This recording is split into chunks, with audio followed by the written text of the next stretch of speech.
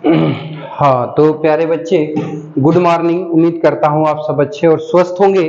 तो प्यारे बच्चे, इस वीडियो में हम लोग देखने जा रहे हैं जो है कि ट्रांसफॉर्मेशन की अगली टॉपिक जो है वो एक्टिव एंड पैसिव वॉइस है। ठीक है प्यारे बच्चे, तो एक्टिव एंड पैसिव वॉइस का मतलब कि एक्टिव वॉइस से पैसिव वॉइस में परिवर्तन करके भी ट्रांसफॉर्मेशन किया जाता है। इसके साथ साथ जो आप लोग का नरेशन होता है वो भी आपका एक्टिव से पैसिव वॉइस में ही आता है। ठीक है प्यारे बच्चे, तो हम लोग बातचीत को आगे बढ़ाते हैं और टॉपिक अपनी स्टार्ट कर लेते हैं, एक्टिव एंड पैसिव वॉइस। ठीक है प्यारे बच्चे, तो बातचीत को ध्यान से समझिएगा। ठीक है, देखिए हो गया एक्टिव एंड पैसिव वॉइस। ठीक है प्यारे बच्चे, एक्टिव एंड पैसिव वॉइस। ठीक है प्यारे बच्चे, देखिए तो active voice and passive voice की जब बातचीत हो रही है प्यारे बच्चे, तो एक्टिव पैसिव वॉइस की बातचीत जब हम लोग कर रहे हैं तो अब इसमें सबसे पहले समझते हैं कि एक्टिव वॉइस कहते किसे। ठीक है, तो देखो प्यारे बच्चे ध्यान से समझिएगा, देखो ध्यान से सुनो। तो एक्टिव वॉइस किसे कहते हैं? तो जब कहीं पर भी फोकस कर्ता के ऊपर रखा जाता है, जब किसी वाक्य में फोकस कर्ता के ऊपर रखा जाता है तो वो वाक्य आपका एक्टिव वॉइस का वाक्य कहलाता है। अर्थात कर्ता किसी कार्य के लिए, कर्ता मतलब डूअर जब किसी कार्य के लिए मतलब प्रत्यक्ष रूप से जिम्मेदार होता है तो उसको जो है हम क्या कहते हैं, तो एक्टिव वॉइस का वाक्य कहते हैं। ठीक है, जैसे अध्यापक लड़कों को पढ़ाता है, अध्यापक लड़कों को पढ़ाता है, तब आपका फोकस किसके ऊपर है? अध्यापक के ऊपर। तो अब अध्यापक क्या है भाई? तो सब्जेक्ट है, तो अभी कैसा वाक्य कहलाएगा? तो एक्टिव वॉइस का वाक्य कहलाएगा। ठीक है, मोहन ट्रेन चलाता है, तो आपका फोकस किसके ऊपर है? मोहन के ऊपर, तो अभी कैसा वाक्य हुआ? तो एक्टिव वॉइस का वाक्य हुआ। ठीक है, हम कह दे कि पक्षी आकाश में उड़ते हैं, तो आपका फोकस किसके ऊपर है? पक्षियों के ऊपर है, तो अब ये वाक्य आपका एक्टिव वॉइस का वाक्य कहलाएगा। ठीक है, अब बातचीत अगर हम पैसिव की करें, बातचीत अगर हम किसकी करें प्यारे बच्चे? पैसिव वॉइस की करें, तो पैसिव वॉइस में हमारा फोकस किसके ऊपर होता है? तो हमारा फोकस ऑब्जेक्ट के ऊपर होता है। किस पर होता है? ऑब्जेक्ट का। यानी पैसिव वॉइस में हम इंपॉर्टेंस किसको देते हैं? ऑब्जेक्ट को देते हैं। यानी कुल मिला के जब कहीं पर कार्य कर्ता के द्वारा प्रत्यक्ष रूप से ना होकर बल्कि अप्रत्यक्ष रूप से होता है, ठीक है, अप्रत्यक्ष रूप से होता है, तो उस वाक्य को ही हम क्या कहते हैं? तो पैसिव वॉइस का वाक्य कहते हैं। और पैसिव वॉइस में हमारा फोकस हमेशा ऑब्जेक्ट के ऊपर होता है। कहां होता है? तो ऑब्जेक्ट के ऊपर होता है। बात को समझो, पैसिव जब भी आप बोलेंगे, चाहे पैसिव आप जब भी बनाएंगे, तो आपका फोकस हमेशा किसके ऊपर जाएगा? तो ऑब्जेक्ट के ऊपर जाएगा। ठीक है, तो दो बातें समझ में आ गई कि एक्टिव वॉइस जो है किसे कहते हैं? तो जब कोई कार्य कर्ता प्रत्यक्ष रूप से करता है तो उसे हम क्या कहते हैं? एक्टिव वॉइस कहते हैं। ठीक है, और एक्टिव वॉइस में हम अपना फोकस किसके ऊपर रखते हैं? तो सब्जेक्ट के ऊपर रखते हैं। ठीक है, पैसिव वॉइस, ठीक है, यानी कर्मवाच्य, तो जब कर्ता किसी कार्य को प्रत्यक्ष रूप से न करके बल्कि अप्रत्यक्ष रूप से करता है तो उसे हम पैसिव वॉइस का वाक्य कहते हैं।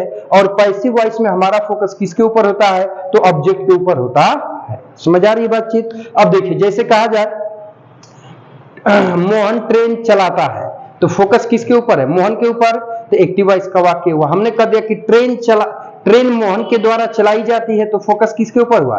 ट्रेन के ऊपर, तो अभी पैसिव वॉइस का वाक्य हो गया। ठीक है, हम कह दे कि साइकिल चलाई जाती है, तो किसके ऊपर फोकस है? साइकिल के ऊपर, तो अभी पैसिव वॉइस का वाक्य हो गया। हम ऐसे कहेंगे कि साइकिल चलती है, तो साइकिल स्वयं से तो चलेगी नहीं, निर्जीव है, अनिर्जीव कोई एक्शन तो करता नहीं है कि करेगा, नहीं करेगा, दूसरे के द्वारा कराया जाएगा तब होगा ना।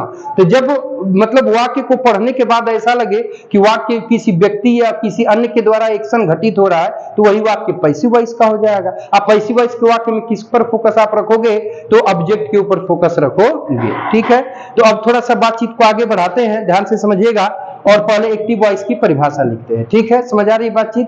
तो लिखिएगा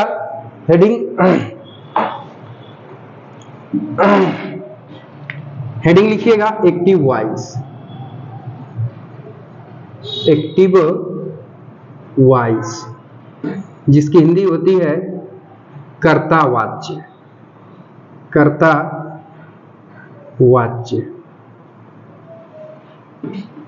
हो गया प्यारे बच्चे?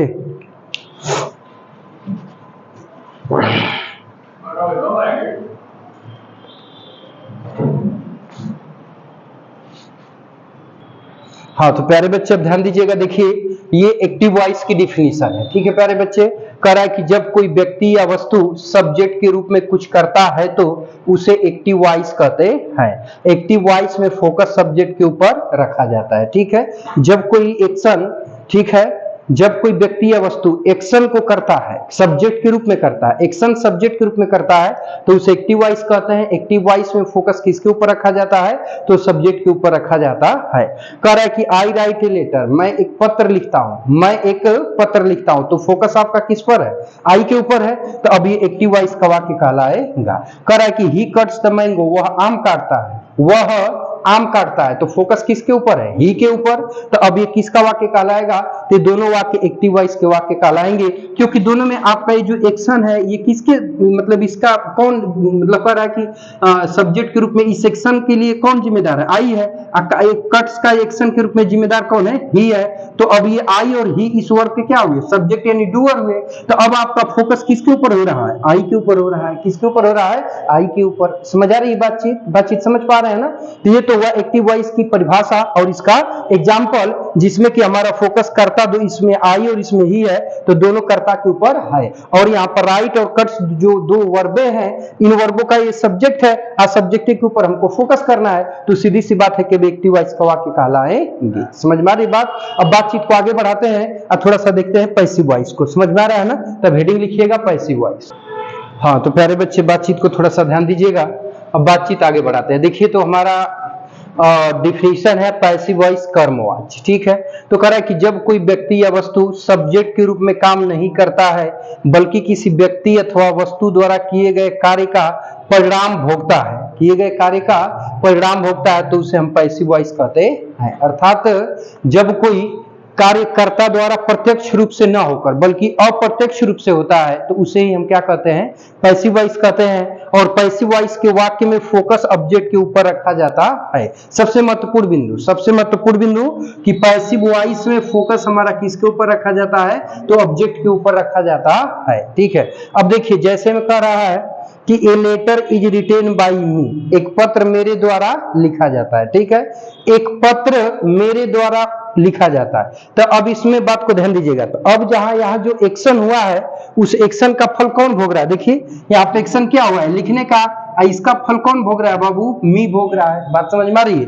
यहाँ पे काटने का काम हुआ है तो इसके फल या परिणाम को कौन भोग रहा है, हिम भोग रहा है। ठीक है, लेकिन जो दोनों सेंटेंस है कह रहा है कि एक पत्र मेरे द्वारा लिखा जाता है, एक पत्र मेरे द्वारा लिखा जाता है, तो फोकस किस पर है, एक पत्र पर है। और जब एक पत्र पे है तो अब ये एक पत्र है क्या, डू ऑब्जेक्ट है, क्या है भाई, ऑब्जेक्ट है, तो अब ये पैसिव वॉइस का वाक्य कहलाएगा।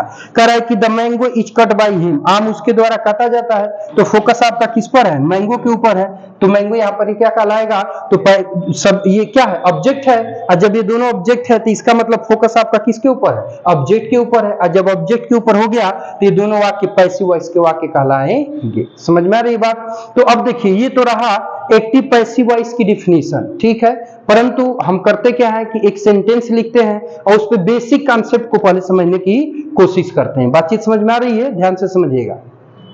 देखो प्यारे बच्चे बातचीत को आगे बढ़ाए ना, हाँ बढ़ाए ना, चलो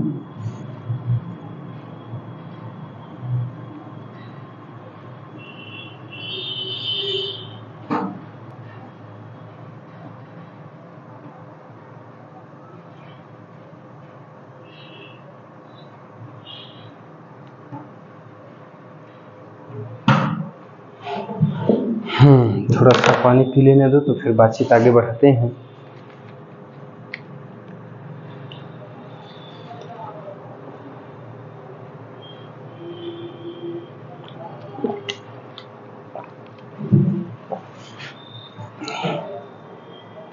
देखो अब ठीक है, अब हम लोग एक सेंटेंस लिखते हैं। ठीक है, उसके ऊपर विचार करते हैं, फिर अपने उस चीजों को सब्जेक्ट ऑब्जेक्ट के ऊपर अलग अलग फोकस रखते हैं, उसके तदनुसार देखते हैं कि चीजें कैसे बदलती हैं। ठीक है, तो उसके अनुरूप फिर बातचीत को हम लोग आगे बढ़ाएंगे। ठीक है, तो ध्यान से समझिएगा। ठीक है, ध्यान दीजिएगा। तो अब कहने का तात्पर्य है कि जैसे देखिए एक सेंटेंस हम लोगों ने लिखा, यहाँ आगे आ जाओ। देखो बाबू ध्यान से समझना, जिसे हमने कहा कि Ram writes a letter, Ram writes a letter, ठीक है। राम एक पत्र लिखता है, ठीक है। अब देखिए ध्यान से समझिएगा, ठीक है। देखो बाबू अब ये आपका क्या है, ये आपका क्या है प्यारे बच्चे, वर्ब है। ये क्या है आपका वर्ब। इस वर्ब का ये क्या हुआ प्यारे बच्चे, सब्जेक्ट यानी डूअर हुआ। इसका ये क्या हुआ, सब्जेक्ट यानी डूअर हुआ, ठीक है। और इस वर्ब का ए लेटर क्या हुआ प्यारे बच्चे, ऑब्जेक्ट हुआ। क्या हुआ, ऑब्जेक्ट हुआ, ठीक। इसमें कोई दिक्कत नहीं ना है। तो अब एक बात बताइएगा कि अब ये कह रहा है कि राम एक पत्र लिखता है, राम एक पत्र लिखता है, तो आपका फोकस किसके ऊपर है, राम के ऊपर। जब राम के ऊपर है तो अभी एक्टिव वॉइस का वाक्य कहलाएगा कि पैसिव वॉइस का, तो एक्टिव वॉइस का वाक्य कहलाएगा, ठीक है। तो अब ये एक्टिव वॉइस का वाक्य है, ध्यान दीजिएगा, ठीक ना। ये एक्टिव वॉइस का वाक्य है, इस पर ध्यान दीजिएगा। अब इसका हमको करना क्या है प्यारे बच्चे, तो पैसिव बनाना है। क्या बनाना है, पैसिव। तो पैसिव में हमारा फोकस किसके ऊपर होता है, ऑब्जेक्ट के ऊपर होता है। तो ऑब्जेक्ट आपका क्या है प्यारे बच्चे, ए लेटर है, ठीक है। तो अब जब फोकस आपको ए लेटर के ऊपर लाना है, ठीक है। अब यहाँ पर चूंकि राम को शुरू में लिखा था तो हमारा फोकस राम सब्जेक्ट के ऊपर पड़ा, ठीक है। लेकिन अब हमारा फोकस पैसिव में जब इसको बोलना है अथवा बनाना है तो हमारा फोकस किसके ऊपर होना चाहिए, ऑब्जेक्ट के ऊपर। ऑब्जेक्ट हमारा क्या है, अ लेटर है। तो इसको वाक्य के शुरू में लिखेंगे तो ही तो हमारा फोकस उसके ऊपर जाएगा। मान लीजिए किसी व्यक्ति को मुख्य बनाना है तो उसको सबसे पहले नंबर पे लाके रख दीजिए, बिना कहे स्पेशल हो जाएगा, ठीक है। तो ऐसे ही हमको वाक्य पैसिव में बदलना है तो हमारा फोकस किसके ऊपर होना चाहिए, ऑब्जेक्ट के ऊपर। जब ऑब्जेक्ट के ऊपर फोकस करेंगे आप, ध्यान दीजिएगा, तो इसको कहां लिखेंगे, वाक्य के शुरू में लिखेंगे। समझ आ रही बातचीत। तो अब इसको आप क्या करेंगे भैया, देखिए ध्यान दीजिए, तो ए लेटर को यहां शुरू में लिख देंगे, ठीक है। कहां लिख देंगे, शुरू में, ठीक है। ध्यान दीजिएगा। अब ए लेटर को हमने शुरू में तो लिख दिया, ठीक है। लेकिन ए लेटर अपना जगह छोड़ने के लिए तैयार नहीं है। ए लेटर अपना जगह छोड़ने के लिए तैयार नहीं है। क्यों नहीं, क्योंकि यहाँ पर इस वर्ब का ये ऑब्जेक्ट है, ठीक है। हमने कहा कि चल भैया तेरे को मैं सब्जेक्ट बनाता हूं, तो ये कह रहा है कि मेरी औकात नहीं है कि इसका मैं सब्जेक्ट बन जाऊं, ठीक है। क्योंकि कह रहा है कि राम राइट्स, राम लिखता है, तो जब राइट्स का डूअर यानी सब्जेक्ट राम है ये है, तो ए लेटर कैसे सब्जेक्ट बन सकता है, नहीं बन पाएगा कि बन जाएगा, नहीं बनेगा। क्यों नहीं बनेगा, क्योंकि ए लेटर राइट्स करेंगे तो एक पत्र लिखता है, तो पत्र स्वयं से ही पत्र को लिख लेगा। एक पत्र तो स्वयं लिख नहीं सकता है क्योंकि ये नॉन लिविंग है, निर्जीव है। तो निर्जीव कोई एक्शन कर सकता है, नहीं कर सकता। इधर देखो, एक्शन कोई नहीं कर सकता है, तो इसीलिए ये यहाँ पर ऑब्जेक्ट बनने को तैयार नहीं है, ठीक है। तो हमने कहा कि चलो तुमको हम सब्जेक्ट बनाएंगे, तो ये कह रहा था कि मेरी औकात नहीं है कि इस वर्ब का मैं सब्जेक्ट बन जाऊं, क्योंकि इस वर्ब का सब्जेक्ट ऑलरेडी दिया है। तो हमने कंप्रोमाइज किया कि चल भाई तेरे को मैं दूसरी वर्ब दे दूंगा, उस वर्ब का क्या बन जाओ, सब्जेक्ट बन जाओ। परंतु ये इस वर्ब का सब्जेक्ट बनने के लिए तैयार नहीं था। तो अब हमने क्या किया बाबू कि अब यहाँ पर हमने एक्स्ट्रा वर्ब लगाया। क्या दिया, इसको एक्स्ट्रा वर्ब दिया, तब जाकर के तैयार हुआ सब्जेक्ट बनने के लिए। समझ में आ रही है बात को ध्यान देना, ठीक है। अब देखो, तो एक्स्ट्रा वर्ब हमने यहां पर दे दिया, ठीक है। अब इसके बाद जब एक्स्ट्रा वर्ब आपने दे दिया, तो जब वाक्य को पैसिव में लाएंगे तो वर्ब हमेशा अपने किस फॉर्म में आएगी, थर्ड फॉर्म में आएगी। हमेशा अपने किस फॉर्म में आएगी, थर्ड फॉर्म में। तो ये जो वर्ब है इसका यहाँ पर थर्ड फॉर्म क्या हो जाएगा बाबू, रिटेन हो जाएगा। क्या हो जाएगा, रिटेन हो जाएगा, ठीक। कोई दिक्कत नहीं ना है। अब ये बताइए कि रिटेन माने क्या होता है, लिखना। तो रिटेन का सब्जेक्ट दिया है कि नहीं दिया है, राइट का सब्जेक्ट दिया है कि नहीं दिया है, दिया है। कौन है भाई, राम, ठीक है। तो अब इस वर्ब का सब्जेक्ट दिया है, इसको सिद्ध करने के लिए अब यहाँ पे प्रीपोजिशन लाएंगे। क्या लाएंगे, प्रीपोजिशन लाएंगे। तो अब यहाँ पर प्रीपोजिशन क्या लाएंगे, और इसके बाद इस वर्ब पे यहाँ पर आप क्या लिखोगे, सब्जेक्ट लिखोगे। समझो बातचीत को, समझ में आ रही बातचीत। तो अब देखिए, तो अब एक स्टेप और आगे बढ़ते हैं, ठीक है। ये सभी स्टेप महत्वपूर्ण है, देखिए एक एक स्टेप को बदलता जा रहा हूं। इधर देखो, तो देखो ए लेटर को यहाँ क्या करोगे बाबू, उतार दोगे, ठीक। तो ए लेटर को हमने यहाँ पे उतार दिया। अब इसको हमने कहा कि एक्स्ट्रा वर्ब दे देता हूं, तुम तैयार हो जाओ। तो वो कह रहा है कि एक्स्ट्रा वर्ब हमको क्या देंगे, तो उसने कहा कि अब देखिए इधर थोड़ा सा फोकस करना। अब ये बताओ कि ए लेटर खुद तो लिख नहीं सकता है। अगर मैं कहूं कि एक पत्र लिखता है तो क्या ऐसा ही है, पत्र लिखता है, पत्र लिखता है। निर्जीव कैसे कोई एक्शन कर सकता है, क्या कलम लिख सकती है, स्वयं एक्शन कर सकती है, नहीं कर सकती है। हम कहें बोतल दौड़ सकता है, बोतल दौड़ता है तो बॉटल दौड़ेगा कभी? है संभव नहीं, तो एक्शन नहीं कर सकता है। तो उसी तरह से ए लेटर कभी लिख सकता ही नहीं है, ठीक है। तो अब इसको कहने का मतलब है कि एक पत्र लिखता है, ऐसे तो हो नहीं सकता है, पत्र तो लिखेगा नहीं। इसका मतलब ये हो सकता है कि पत्र है, पत्र क्या है भाई? है, लेकिन लिख नहीं सकता है। तो कहने का मतलब है कि एक्स्ट्रा वर्ब में कोई ऐसी वर्ब लाएंगे जो कि हैपनिंग को दिखाए कि पत्र है, साइकिल है, कुर्सी है, मेज है। अभी थोड़े नहीं कहेंगे मेज चलता है, मेज दौड़ता है, ऐसा तो नहीं ना बोल सकते हैं। फिर जो हम कहें कि पत्र लिखता है, यार तो पत्र कैसे लिख देगा? नहीं संभव है। तो लेकिन ये संभव है कि कलम है, पत्र है, मेज है, कुर्सी है, मोबाइल है, ये तो हैपनिंग को होगा ना। तो अब यहाँ एक्स्ट्रा वर्ब की जगह पे कोई ऐसी वर्ब लाएंगे, ध्यान से समझिएगा, जो कि प्यारे बच्चे किसको दर्शाए? हैपनिंग को दर्शाए। किसको दर्शाए? हैपनिंग को। तो अब यहाँ पर हैपनिंग को दर्शाने वाली वर्ब हम लाएंगे। बात समझ में आ रहा है ना? क्या लाएंगे? हैपनिंग को दर्शाने वाली वर्ब को ही लाएंगे, ठीक है। अब यहाँ बाबू रिटेन है, तो रिटेन को यहाँ पर हम उतार देंगे, क्योंकि पैसिव में हमेशा वर्ब की कौन सी फॉर्म आती है? थर्ड फॉर्म, ठीक है। इधर देखो, अब इसके बाद बातचीत आगे बढ़ा बाबू। तो देखिए ये प्रीपोजिशन है, ठीक है। क्या है? इधर देखो, ये प्रीपोजिशन है। तो अब आपको प्रूफ करना हो कि इस रिटेन के यहाँ सब्जेक्ट को प्रूफ करना चाहते हैं ना, तो कभी भी सब्जेक्ट यानी डूअर को प्रूफ करना हो तो उस केस में प्रीपोजिशन आपका बाई आती है। प्रीपोजिशन क्या आता है? बाई आता है। तो बाई लिख देंगे। अब यहाँ पे इस वर्ब का सब्जेक्ट क्या है? राइट का सब्जेक्ट क्या है? राम है। तो अब यहाँ पर राम को ला करके आप क्या करोगे? लिख दोगे, ठीक है। अब ध्यान से समझो, ध्यान से समझिएगा। तो अब यहाँ पे हैपनिंग वर्ब का देखो एक स्टेप और बढ़ाते, ए लेटर को यहाँ लिख दोगे, ठीक है।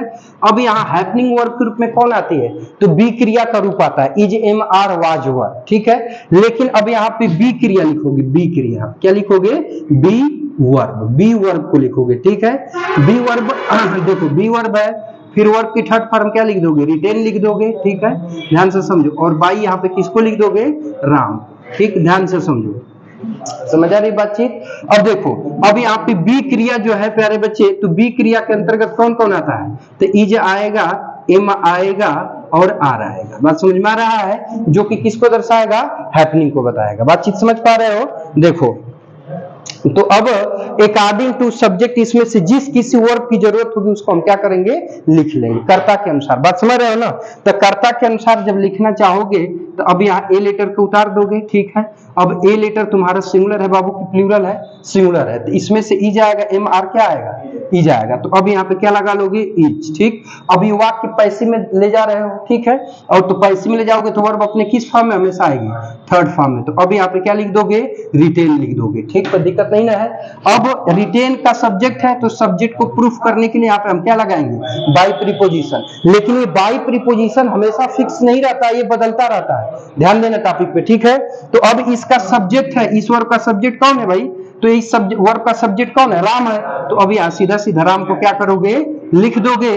और इस प्रकार से अब ये आपका पैसिव वॉइस का वाक्य बनकर तैयार हो जाएगा। समझ में आई बात? तो अब देखो इसमें कई प्रोसेस बने हैं, चीजों को एक बार फिर से समझाता हूं, ठीक है।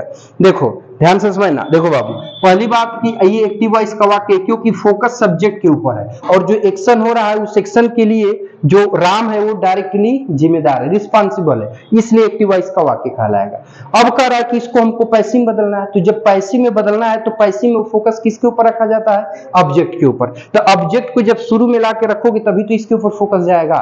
लेकिन इसको ऑब्जेक्ट को, जब ये ऑब्जेक्ट है इसको यहाँ सब्जेक्ट की जगह पर ले जाओगे तभी तो शुरू में आएगा, और शुरू में आएगा तो ही फोकस बढ़ेगा, ठीक है। तो जब इसको सब्जेक्ट बनाने की बात आई तो ये कह रहा है कि मेरे बस की बात नहीं है कि मैं इस वर्ब का सब्जेक्ट बन जाऊं, क्योंकि यदि आप यहाँ पे ए लेटर को सब्जेक्ट बनाएंगे इस वर्ब का तो इसका अर्थ होगा कि एक पत्र लिखता है, तो एक पत्र की औकात है कि वो स्वयं लिख ले?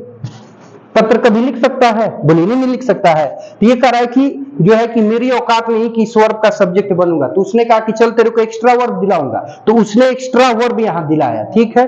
फिर इसके बाद पैसिव में आप जब जाएंगे तो वर्ब अपने किस फॉर्म में आएगी? थर्ड फॉर्म में, ठीक है। अब वर्ब के बाद ये प्रीपोजिशन आपने क्यों लगाया? तो आपने प्रीपोजिशन इसलिए लगाया है आपने प्रीपोजिशन इसलिए लगाया है ताकि मैं सिद्ध कर सकूं कि इस वर्ब का यहाँ सब्जेक्ट है। समझ में आ रहा है? तो इस वर्ब के सब्जेक्ट को प्रूफ करने के लिए यहाँ पे प्रीपोजिशन आएगी। समझे बात को?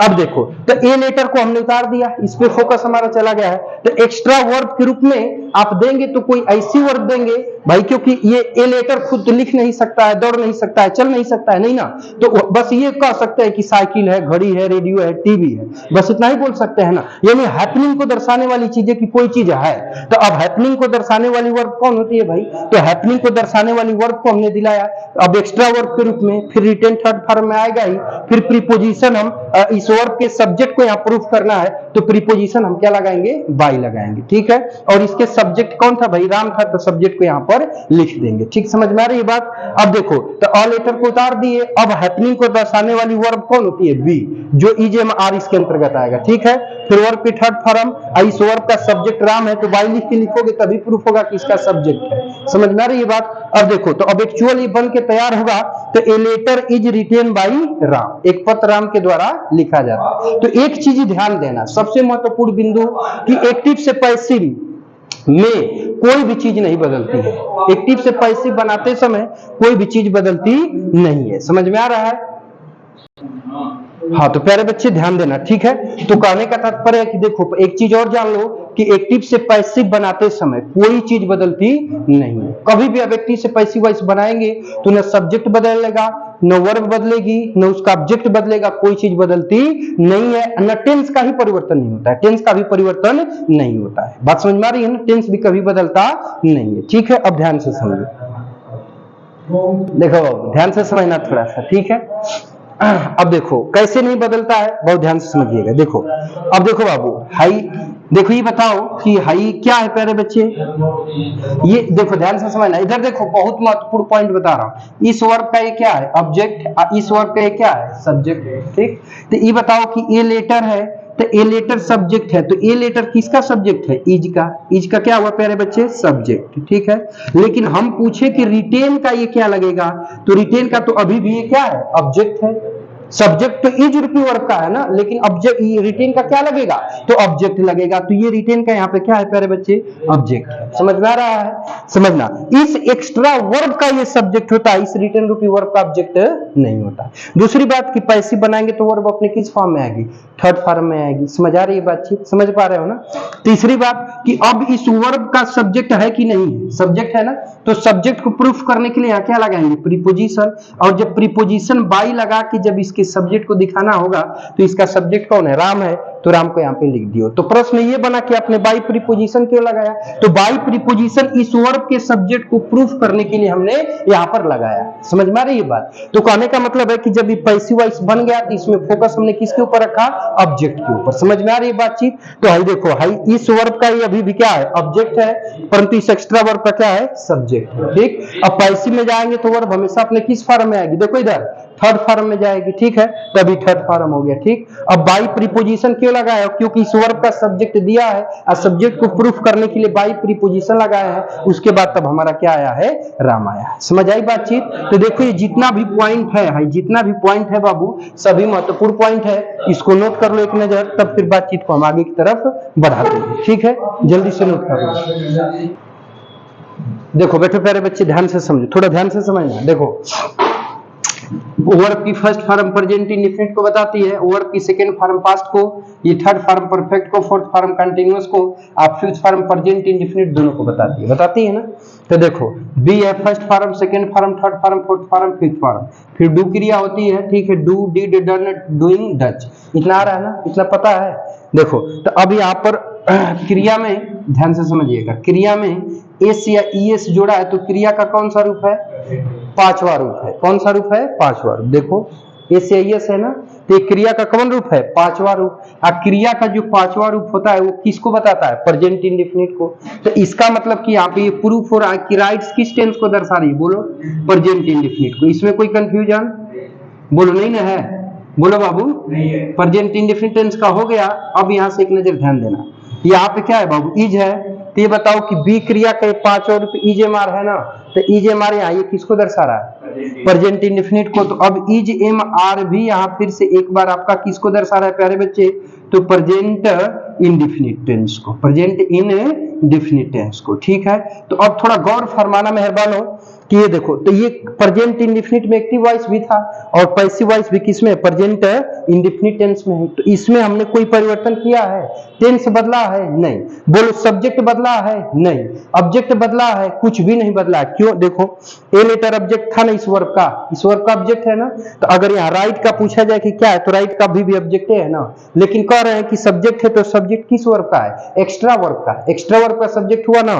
अब कहोगे कि रिटेन का ऑब्जेक्ट, तो भाई रिटेन का ये ऑब्जेक्ट कहाँ है? देखो इधर देखो, जो ये ऑब्जेक्ट हम राम को ऑब्जेक्ट बोलते हैं, ध्यान से समझो, जिस राम को हम ऑब्जेक्ट बोलते हैं, ये राम किसका ऑब्जेक्ट है? प्रीपोजिशन का है, क्योंकि प्रीपोजिशन कहीं भी जाती है तो अपना क्या लेती है? ऑब्जेक्ट लेती है। तो जो राम ऑब्जेक्ट है, राम ऑब्जेक्ट है, वो किसका है? तो ये प्रीपोजिशन का ऑब्जेक्ट है। लेकिन पूछो कि रिटेन का क्या है, तो रिटेन का अभी भी सब्जेक्ट है जो बाई प्रूफ कर रहा है। ठीक है, इस वर्ब के सब्जेक्ट को कभी भी दर्शाना होगा तो बाई प्रीपोजिशन आ जाएगी। ठीक है, तो अब ये बाई प्रीपोजिशन आपका फिक्स नहीं होती है, बाई प्रीपोजिशन फिक्स नहीं होती है, लेकिन इस वर्ब के जब सब्जेक्ट को दर्शाना होगा तो क्या लगाएंगे? बाई प्रीपोजिशन लगाएंगे। तो अभी लोग कहते हैं कि ऑब्जेक्ट है, तो भाई प्यारे बच्चे ऑब्जेक्ट किसका है? तो ये बाई प्रीपोजिशन का है, क्योंकि प्रीपोजिशन कहीं भी जाती है तो अपना क्या लेती है? ऑब्जेक्ट लेती है। ऑब्जेक्टिव केस में आता है, तो ऑब्जेक्ट बाई का हुआ, लेकिन इस वर्ब का क्या होगा? सब्जेक्ट। तो ऊपर वाले में इस वर्ब का सब्जेक्ट था, इस वर्ब का क्या था? ऑब्जेक्ट था। तो अभी भी तो इस वर्ब का ये क्या है? ऑब्जेक्ट है। अभी भी तो इस वर्ब का ये क्या है? सब्जेक्ट है। तो कोई आज देखो प्रेजेंट इंडिफिनिट में ये टेंस है, तो प्रेजेंट इंडिफिनिट में भी तो टेंस है। तो बोलो कोई चीज बदली है?